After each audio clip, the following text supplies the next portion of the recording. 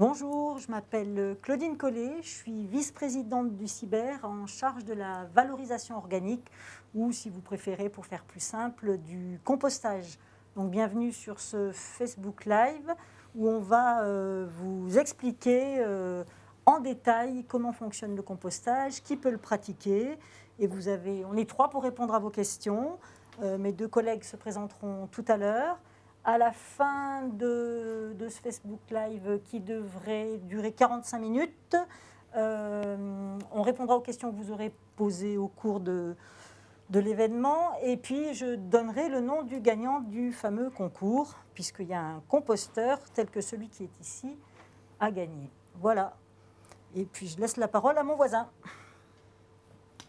Alors bonjour, moi je suis Ludovic Boll, je m'occupe du compostage sur le territoire du CIBER et notamment du compostage dans les pieds d'immeubles qui sont installés dans les copropriétés et dans les habitats sociaux. Donc moi je suis maître composteur depuis 2016, donc maître composteur ça fait un peu, voilà, c'est juste le nom qu'on a appelé comme ça, les guides composteurs, le maître composteur.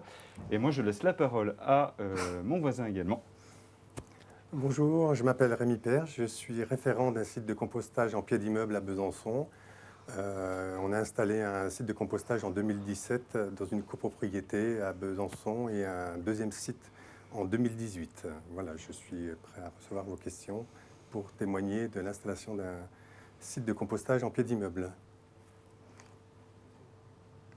Alors, on va commencer par les principales questions que vous pouvez vous poser. La première, tout simplement, le compostage, c'est quoi? Donc, comme j'ai la joie d'avoir un maître composteur à côté de moi, c'est lui qui va répondre à la question.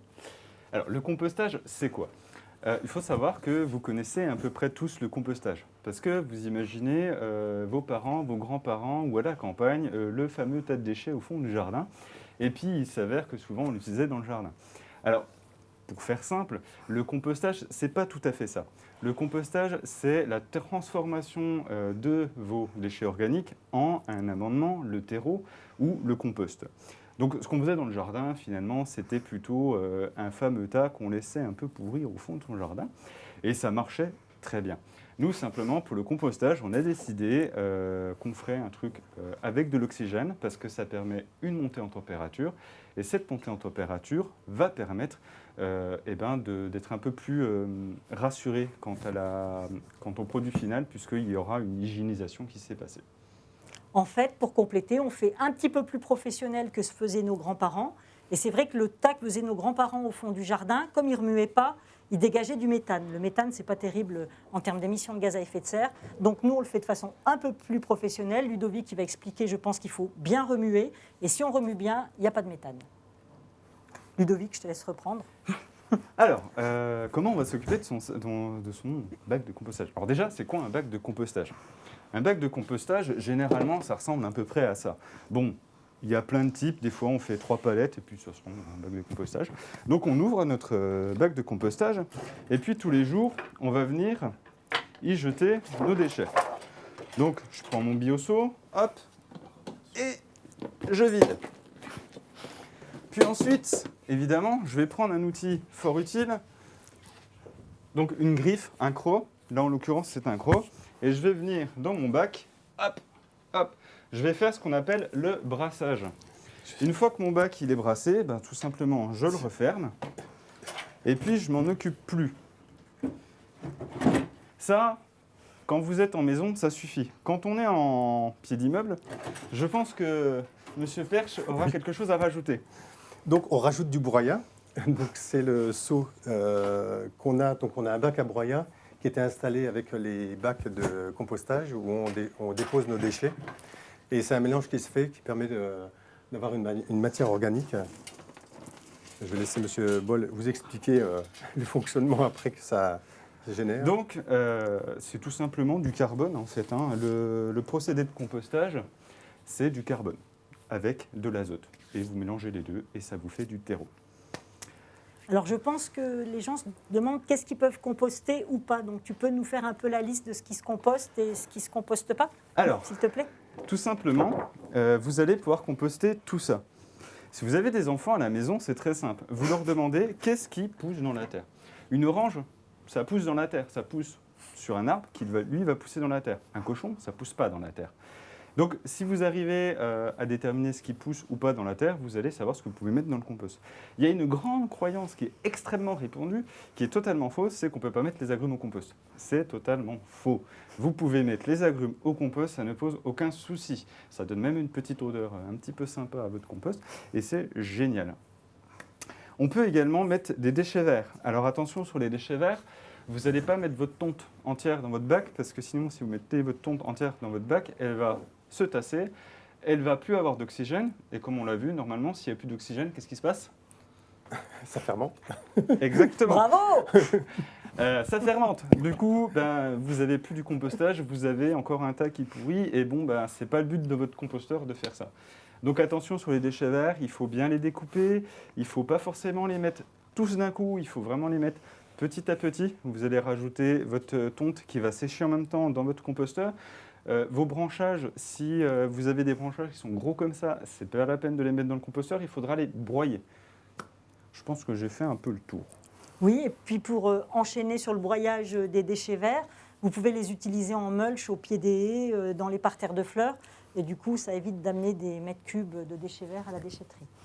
Alors, il y a une question que tout le monde se pose, c'est les restes de viande et de poisson. Peut-être que tu peux aussi donner quelques préconisations là-dessus. Les restes de viande et le poisson attirent les rongeurs. Alors, on pourrait étendre en fait ça aux produits d'origine animale que vont être le fromage et effectivement les restes de viande, la charcuterie, etc. Alors, normalement, on peut les mettre au compost parce que si on parle de processus de dégradation, peu importe ce que vous jetez dans la nature, normalement, ça va se décomposer. Sauf que si vous mettez ça dans votre composteur, que vous en occupez pas trop des masses, vous allez pouvoir attirer effectivement des rongeurs, des animaux sauvages. Ça va avoir tout de suite une odeur très forte. Je pense qu'on a tous déjà fait l'expérience d'un fromage qui avait été laissé à l'extérieur du frigo un peu trop longtemps. Donc attention. Et puis quand on est en habitat collectif, je pense que Rémi, vous pouvez nous dire. C'était un petit peu l'appréhension qu'avaient les gens, les réticences qu'il y avait avant l'installation. Donc il a fallu effectivement convaincre les gens que ça allait bien se passer. Donc on a été accompagnés pour ça par le Trivial. Donc ils nous ont expliqué effectivement les premières semaines qu'il y ait une présence humaine assez importante, donc remuer souvent le compost.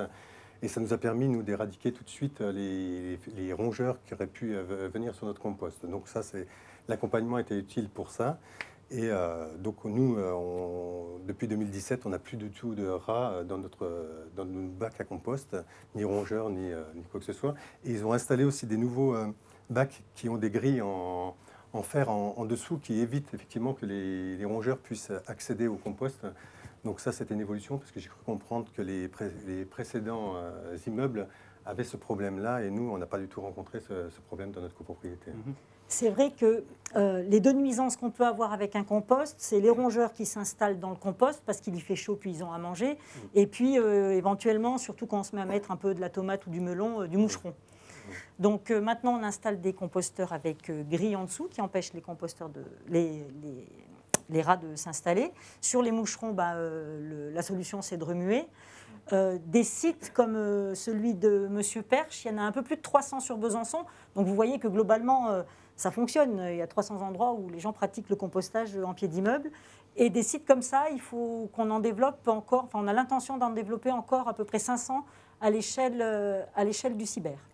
Et quand Monsieur Perche parle d'accompagnement, en fait, le Cyber finance une association qui est bien connue sur Besançon, qui travaille dans le domaine des biodéchets, qui s'appelle Trivial Compost. Et c'est cette association qui vient apporter son appui aux habitants qui décident de composter en pied d'immeuble. Ouais. Donc c'est un appui précieux, notamment la première année, pour installer ce compostage en pied d'immeuble.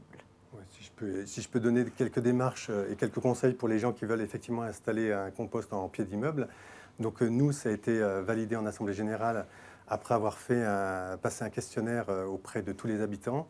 Ce questionnaire a donné des résultats assez positifs. Donc ça nous a permis d'arriver en Assemblée Générale avec un certain nombre de personnes qui étaient prêtes effectivement à soutenir l'installation d'un compost en pied d'immeuble. Donc c'est ce qui s'est passé en 2017.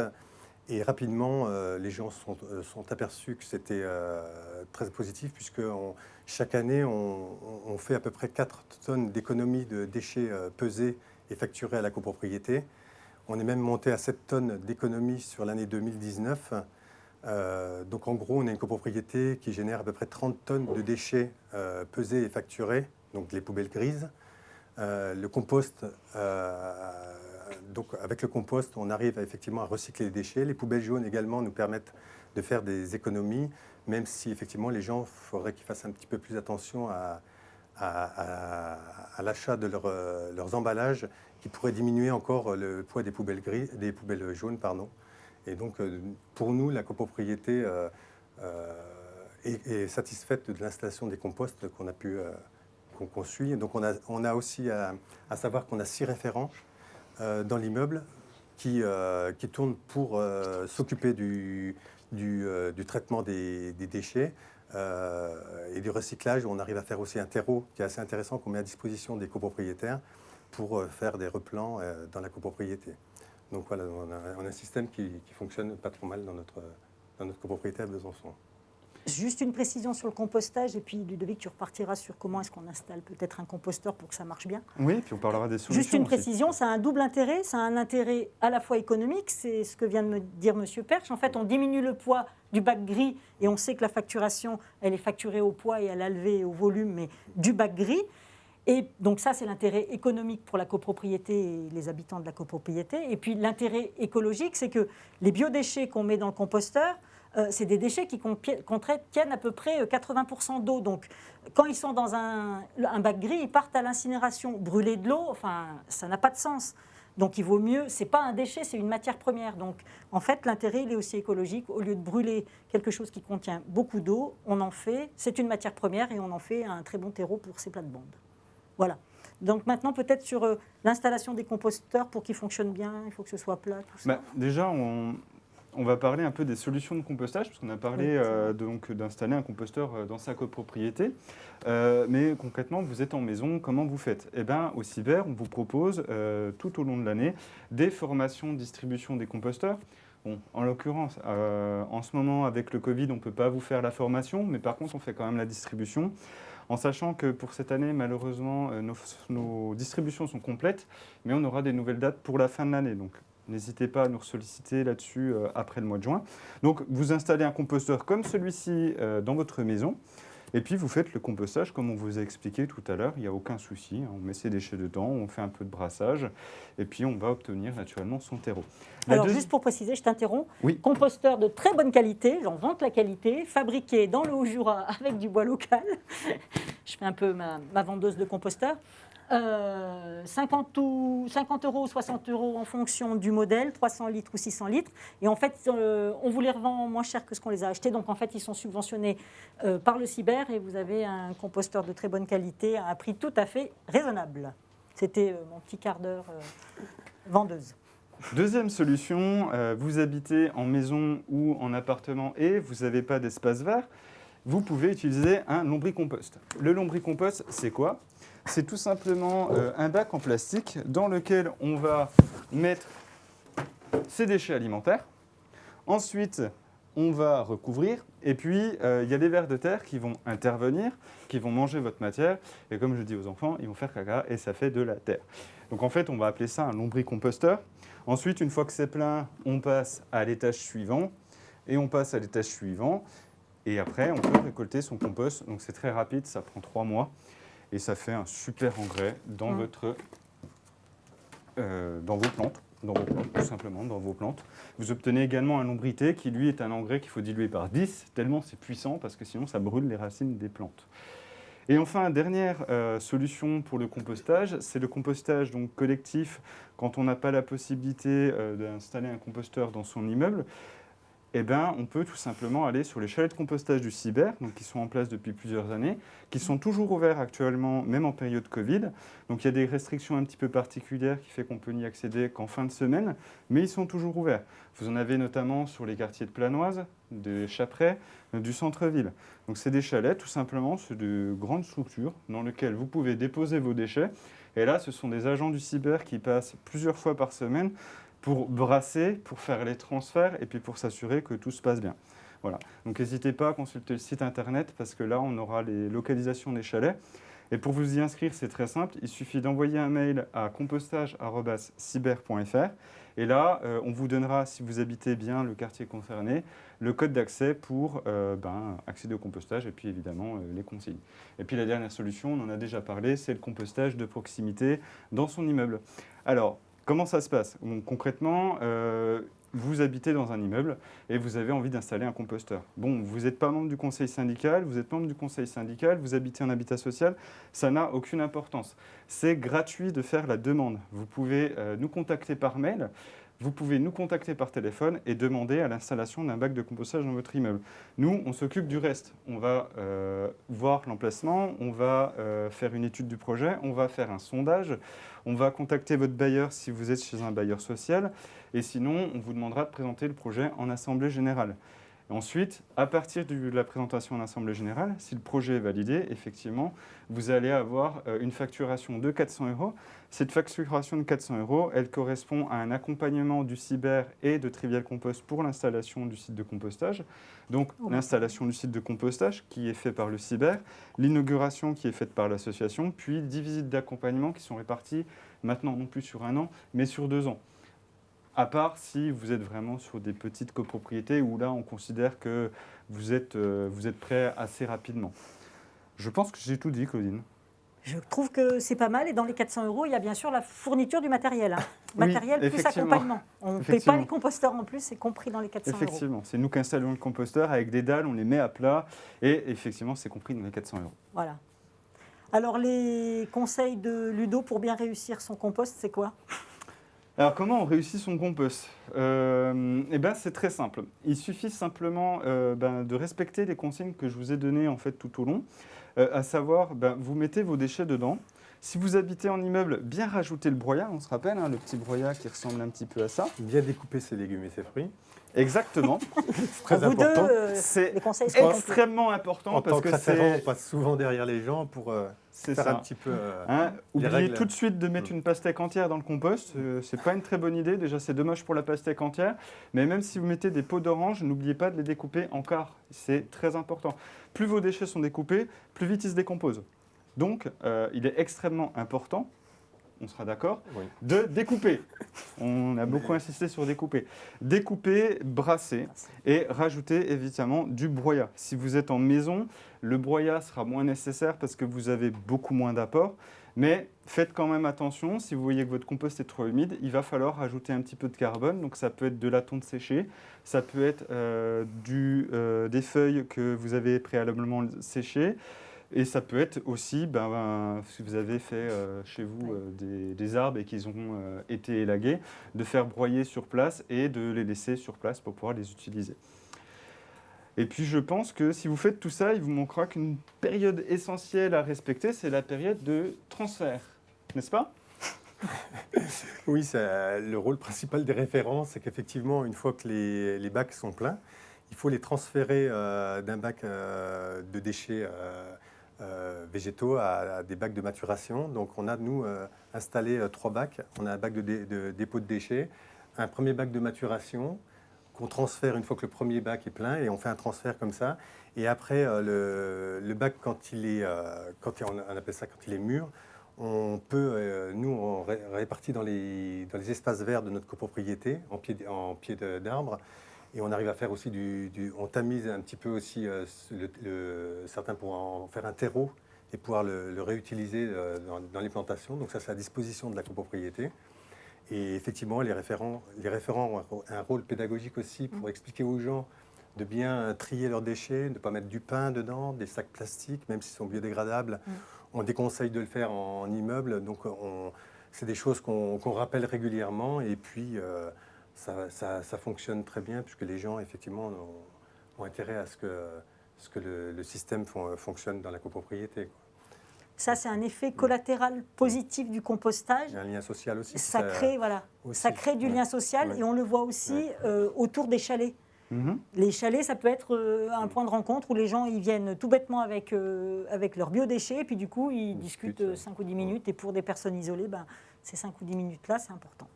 C'est vrai. Tout à fait. On va revenir sur la question, en combien de temps mon compost il est prêt ? parce que, on a parlé de transfert, mais finalement, pourquoi on fait un transfert? On fait un transfert parce que votre bac, le premier bac, donc quand vous êtes en maison, vous n'avez souvent qu'un, mais quand on est en habitat collectif, on en a plusieurs. Vous allez remplir votre premier bac. Malheureusement, votre premier bac, il a été rempli, il est forcément un petit peu compact. Donc on va transférer pour réapporter de l'oxygène. Et ça, généralement, on attend que le bac est plein en collectif, mais en individuel, on peut le faire une fois par an. Une fois par an, on va transférer ça pour une deuxième raison. Parce qu'une des questions qui m'est le plus souvent posée en formation, c'est « Monsieur, j'arrive pas à récupérer du compost. Dans mon jardin, j'arrive pas à utiliser du compost. Comment je récupère mon compost ?» Oui, parce que quand vous avez qu'un bac, que vous remplissez votre bac, vous récupérez jamais votre compost. C'est pour ça qu'on transfère. On transfère généralement autour d'octobre. Comme ça, on sait qu'au printemps, on a du compost qui est prêt à être utilisé. Donc, en gros, on va dire qu'on a, au bout de 6 mois, un compost qui est mûr, mais qui est frais. Hein, on parle de compost frais. Donc, on va l'utiliser pas de la même manière que du compost qui va avoir 1 an, qui, lui, est vraiment mûr. Un mûr vieux. Hein, toi qui fais du jardin, je pense que tu vas pouvoir nous éclairer un peu là-dessus. C'est quoi la différence entre les deux?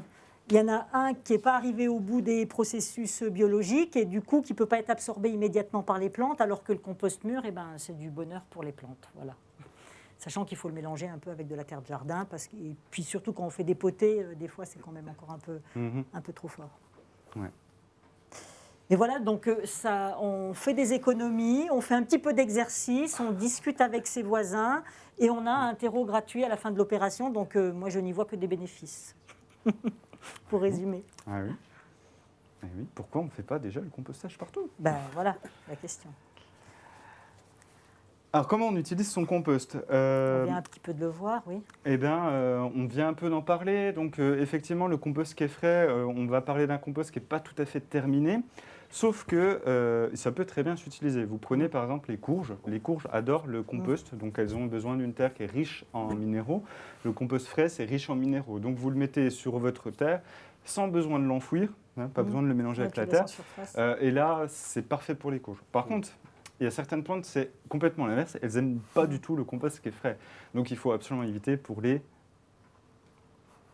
oignons. Ah, j'en fais pas.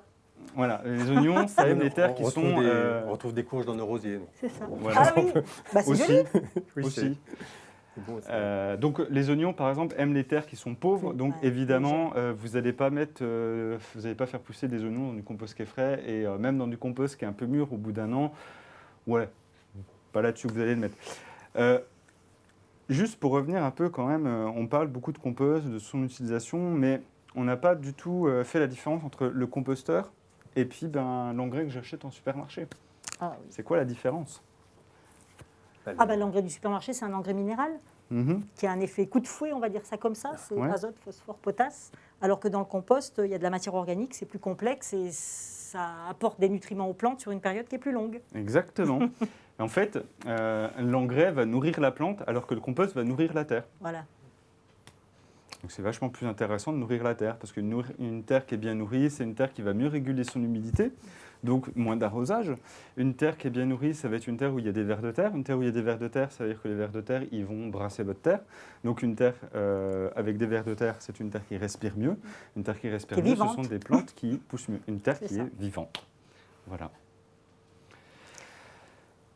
Qu'est-ce qu'on peut avoir d'autre comme question sur le compost? Parce que là, d'un point de vue technique, il me semble qu'on a fait un bon petit tour d'horizon. Hein. Ah oui, je pense là, tout le monde va être expert a bien compostage. vu l'ensemble un peu global, effectivement, autour du compostage. Qu'est-ce qu'on peut faire avec le compostage? Qu'est-ce que c'est que le compostage? Maintenant, le compostage, c'est une science qui n'est pas forcément arrêtée à des choses. On en a parlé pendant ce live. On a parlé de mettre de la viande dans son compost, alors que justement, on vous conseille de ne pas en mettre. On a parlé de l'utilisation de son compost qui va extrêmement varier. Est-ce qu'il est frais, est-ce qu'il n'est pas frais? Ce qu'on n'a pas parlé aussi, c'est que le CIBER met à disposition des bioseaux. Donc nous, je sais qu'il y en a suffisamment pour tous les habitants. Donc quand il y a une installation en immeuble, on a tous nos bioseaux. Donc c'est les petits seaux qu'on a vus, que Ludovic nous a montrés. Et chacun, effectivement, remplit. Alors en général, une famille, une fois dans la semaine, ils ont leur seau qui est rempli. Et le week-end, souvent, ils vont composter. Donc effectivement, on retrouve les gens qui compostent principalement les week-ends, on le voit bien. Et c'est vrai que ça remplit vite. Nous, nos bacs sont vite remplis. Et effectivement, on a des fois à peine le temps d'arriver à la maturation sur nos... Donc ce qui nous permet d'épandre dans les espaces verts et puis régénérer un petit peu les terres de notre copropriété. Hein. Voilà. Et puis on pourrait revenir aussi sur les grandes questions autour du compostage, celles qu'on me pose à chaque fois. Enfin, ce pas les grandes questions, c'est plutôt les grandes craintes autour du compostage. On a parlé des rats, on a parlé un peu des moucherons. Donc oui, effectivement, à chaque fois qu'on parle de compostage, il y a 3 grandes craintes. La première crainte, c'est les rongeurs. Nous habitons ici à Besançon, dans une ville urbanisée, dans une ville où nous avons un réseau d'égouts. Il faut savoir, je suis navré de le dire, mais que nous avons des rats partout. Nous avons des campagnes d'ératisation qui ont lieu tous les ans. Donc l'installation d'un site de compostage est souvent source d'une question, ça va attirer les rats. Sachez que c'est totalement faux. Un composteur n'attire pas les rats. Maintenant, un composteur, c'est un endroit où il y a de la nourriture, c'est un endroit où ça chauffe. Cette montée en température pouvant monter dans un site domestique à 35 degrés, votre rat, en hiver, effectivement, ça lui fait un nid douillet. Et c'est ça vraiment le risque quand on installe un composteur. Et c'est pour ça qu'on met des tôles perforées. C'est pour éviter que le rat rentre à l'intérieur et s'en serve de nid. Mais sinon, l'installation d'un site de compostage sur nos plus de 300 adresses a démontré qu'en fait, le rat, s'il n'était pas là avant, il n'arrive pas avec le site de compostage. Si le rat était là avant, il va être amené à aller dans le site de compostage. Et dans le cas où on installe des tôles perforées, sur la presque totalité des adresses où on a installé des tôles perforées et où il y avait des soucis de rats, ce problème a disparu avec l'installation des tôles perforées. Maintenant, la tôle perforée, ce n'est pas la solution miracle. Si on laisse le couvercle ouvert, le rat, il rentre par là. Et c'est vrai que nous, c'était la principale réticence avec les odeurs.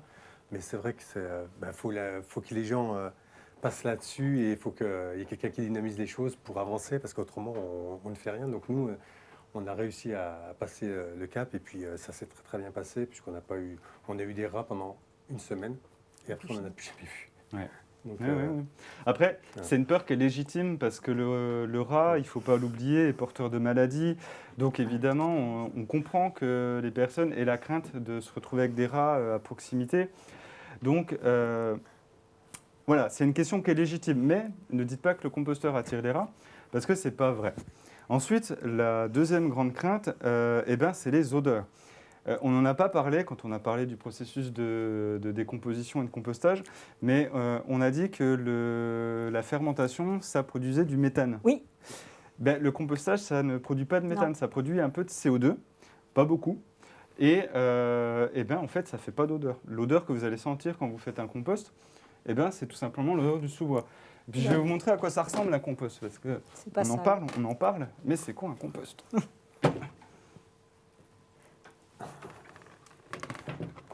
Voilà, ça c'est du compost. Donc il faut vous dire que ça avant c'était des pots de bananes, c'était des épluchures de fruits et de légumes, c'était des agrumes, c'était tout plein de choses. Et voilà ce que ça devient. Et donc ça vient du centre de tri où nous faisons également le compostage et on en est très fiers. Donc je crois que Ludovic l'a bien expliqué, où qu'on vive, que ce soit en appartement, en appartement dans un centre dense comme Besançon, que ce soit dans une copro où il y a un petit peu d'espace vert, ou que ce soit, alors bien entendu, en maison, quel que soit le type de logement qu'on a, pour peu qu'il y ait un chalet en bas de chez soi, on peut composter et on peut trier ses biodéchets et puis on peut les composter. Alors pourquoi est-ce qu'un syndicat de traitement des déchets s'intéresse au compostage? C'est ce que je disais tout à l'heure, 30% du poids de nos poubelles, c'est encore des biodéchets. Et on envoie donc à l'incinération des grands volumes et des grands poids de déchets qui contiennent plein d'eau. Donc ça n'a vraiment aucun intérêt. Donc l'idée, c'est de sortir cette matière organique des ordures ménagères résiduelles, des sacs qui vont dans le bac gris, pour qu'ils soient compostés. Ce n'est pas des déchets, c'est une matière première et traitée sous forme de compostage, c'est une très belle matière première. Voilà.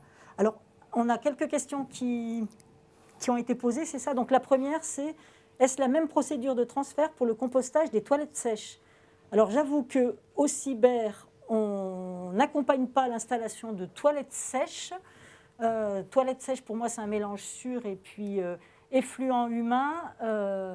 Je crois qu'il faudrait poser la question à Trivial Compost qui en installe sur les festivals et des manifestations collectives, parce que le principe est le même d'un point de vue biologique et biochimique, Mais après, je ne sais pas du tout, parce qu'il doit y avoir en plus une réglementation un peu plus verrouillée que celle pour le compostage des déchets de cuisine. Oui, oui, oui. Donc on pourra répondre plus tard, je ne sais pas comment, par mail sur le site, mais là, comme ça, à chaud, moi j'en suis incapable. Par contre, ça soulève une sous-question parce que les toilettes sèches, donc on a dit, c'est des résidus de... C'est des effluents humains. Des effluents humains, merci pour le terme. On peut aussi parler des effluents animaux parce qu'on a parfois le problème dans nos chalets de compostage de litière animale. Oui. Donc pour la litière Très bon animale, cavalier, bravo. effectivement, vous allez la mettre dans le compostage en disant ça se décompose. Oui, effectivement. Sauf que on ne peut pas mettre ces restes d'effluents animaux dans le compostage parce que les restes d'effluents animaux peuvent être source de maladies. Oui, d'un point de vue sanitaire, ce n'est pas possible. Voilà, donc Nous, le compost... on refuse, nous. Bah oui. Exactement, parce que le compost, c'est un produit qui va être utilisé, imaginez, dans un potager d'un bon jardinier qui va vouloir faire ses tomates, pour être contaminé par des bactéries qui vont empoisonner les plantes. Et c'est pour ça qu'on vous dit de ne pas mettre de litière animale dans votre compost personnel ou dans le compostage collectif d'une résidence ou des chalets, c'est parce qu'il y a des risques sanitaires. Voilà, ça nous a fait une très bonne transition. Alors, autre question, agrumes, gras de jambon biodégradables des supermarchés, pouvez-vous nous dire si on peut mettre tout ça dans notre compost? Tu as déjà partiellement répondu. Parfaitement, oui. Les agrumes, Gras de jambon, beau. vous pouvez le mettre. Le gras de jambon, je serais tenté de vous dire oui, mais du coup, non. je vous dirais non. Oui, mais non. Parce que, effectivement, si vous êtes dans votre maison, vous faites ce que vous voulez, mais si vous habitez en collectif, ça va être un peu gênant. Puis ça dépend de la quantité de votre gras de jambon. Mais honnêtement, le gras de jambon, donnez-le à vos animaux si vous en avez. Sinon, plutôt dans la poubelle grise. Et quant au sac biodégradable des supermarchés, Niet. alors ça dépend des sacs biodégradables. Parce que vous avez des sacs biodégradables qui ressemblent à des papiers craft et vous avez des sacs biodégradables qui sont des sacs plastiques. Il faut savoir que dans les sacs plastiques, ils sont marqués biodégradables parce qu'il y a des normes pour qu'ils soient biodégradables, mais ils sont biodégradables dans des conditions industrielles. Donc dans le compostage de proximité, dans le compostage à la maison, dans le compostage de chalet, dans le compostage collectif, vous ne les mettez pas. Surtout pas. Le craft, vous serez tenté de dire oui, parce que si vous mettez un peu d'eau dessus, vous allez voir que ça se dégrade. Sauf que généralement, le papier craft, c'est le truc où les gens nous mettent de la matière dedans, ils ferment le sac et ils le jettent dans le compost. Donc c'est exactement le même souci. Je le mettrai dans les poubelles jaunes. Exactement. Ouais, c'est un emballage. C'est un emballage. Ça va dans la poubelle jaune, ça ne va pas dans le compost. Est-ce qu'il y a d'autres questions archi super pointues? Non. Du coup, est-ce qu'on en est au moment où on dit qui a gagné le matériel? Donc, il faut que je me baisse pour prendre le petit truc super secret. Alors, il y a un jeu concours qui a été organisé jusqu'au 6 avril à minuit. Le lot, bien sûr, c'est un composteur de 300 litres selon ce modèle-là. Si le lot avait été un lombricomposteur, on vous aurait offert les verres avec, mais là, c'est offert sans les verres. Donc la question était, combien de composteurs le Cyber a-t-il vendu entre le 1er janvier 2010 et le 31 décembre 2020, donc sur une période de 10 ans, depuis que les premières politiques de compostage ont été mises en place. Alors la réponse est, et c'est énorme, on est quelque part pour les gens du Cyber un concurrent des grandes surfaces de jardinage. Nous avons vendu 21 792 composteurs. Le fait qu'ils soient de bonne qualité puis à des prix corrects parce qu'ils sont subventionnés par le Cyber a dû faire notre succès. L'estimation la plus proche, alors vraiment bravo là, c'est 22 700. Donc à 92 près, il y a une personne qui a trouvé le nombre de composteurs vendus. Et le nom du gagnant est Zouzou Maï Tani. Donc j'ai l'immense honneur et l'immense joie de dire à Zouzou Maï Tani que, alors Zouzou ça peut être il ou elle a gagné un composteur. Donc bien sûr pour pouvoir le gagner, il faut être un habitant du territoire du Cyber, un cybertien, donc c'est Aglo du Grand Besançon, Comcom Loulisons et une partie de la Comcom du Val-Marnésien. Donc sur les modalités de retrait, le Cyber prendra contact avec la personne Zouzou Maï Tani pour qu'elle récupère ce merveilleux composteur avec un bio-seau, normalement, ça va avec, et puis tous les conseils de Ludovic à nouveau pour bien composter. Voilà, on a fini. Bon, on espère qu'on vous a apporté des informations et surtout donné envie de composter si vous ne le faites pas déjà. Voilà. Merci Merci, bonne soirée. Merci. et puis bonsoir. Bonsoir.